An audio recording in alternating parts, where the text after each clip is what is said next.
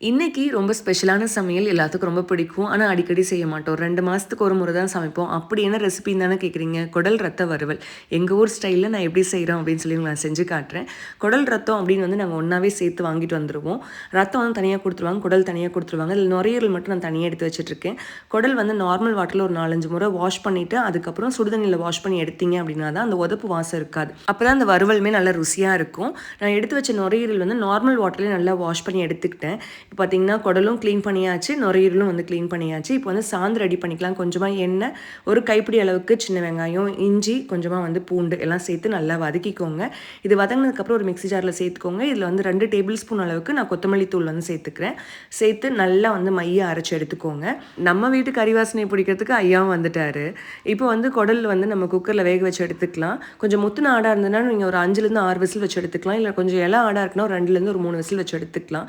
இப்போ குக்கரில் குடல் சேர்த்தாச்சு. அது கூட வந்து அரைச்சு வச்ச சாந்து, கருவேப்பிலை, ஒரு 7, 8 பச்சை மிளகாய், அது கூட மஞ்சள் தூள், கொஞ்சமா உப்பு, தேவையான அளவு தண்ணி. தண்ணி வந்து கொஞ்சம் கம்மியாவே சேர்த்துக்கோங்க. இப்போ வந்து நான் ஒரு 5லேருந்து 6 விசில் வச்சு எடுத்துக்க போறேன்.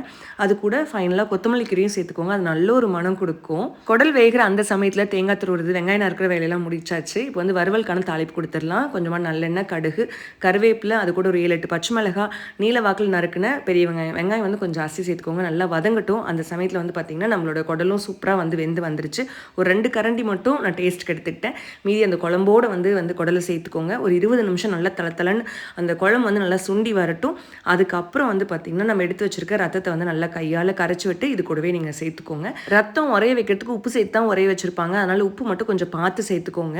நீங்கள் ரத்தம் சேர்த்ததுக்கப்புறம் நல்லா தண்ணி விட்டு வேகும். நல்லா வந்து தண்ணி சுண்டினதுக்கப்புறம் நம்ம துருவி வச்சிருக்க அந்த ஒரு தேங்காவும் முழுசாக நீங்கள் சேர்த்துக்கோங்க. அப்புறம் தாராளமாக கை நிறைய கொத்தமல்லி கீரை சேர்த்து நல்லா வந்து வறுத்தெடுத்திங்கன்னா சூப்பரான ஒரு குடல் வறுவல் வந்து ரெடி. இது வந்து ரைஸ்க்கு ரொம்ப நல்லாயிருக்கும். இட்லி தோசைக்கு அப்படின்னா நாங்கள் குடல் கிரேவி வேறு மாதிரி வைப்போம். அதை நான் வரக்கூடிய வீடியோஸில் கண்டிப்பாக நான் ஷேர் பண்ணுறேன். இந்த குடல் வறுவல் வந்து பார்த்திங்கன்னா சாப்பாட்டுக்கு ரொம்ப சூப்பராக இருக்கும். நீங்கள் சாப்பாடு போட்டிங்க அப்படின்னா இன்னொரு கரண்டி சாதம், இன்னொரு கரண்டி சாதம் அப்படின்னு கேட்டுகிட்டே இருப்பாங்க. ஏன்னா அவ்வளோ டேஸ்ட்டாக இருக்கும். எங்கள் ஊரில் கெடா விருந்து அப்படின்னா இந்த குடல் ரத்த வறுவல் இல்லாமல் வந்து ஒரு கெடா விருந்தே இருக்காது. அவ்வளோ நல்லாயிருக்கும். கண்டிப்பாக நீங்களும் ட்ரை பண்ணி பாருங்கள். Tata bye. See you soon in another video. By.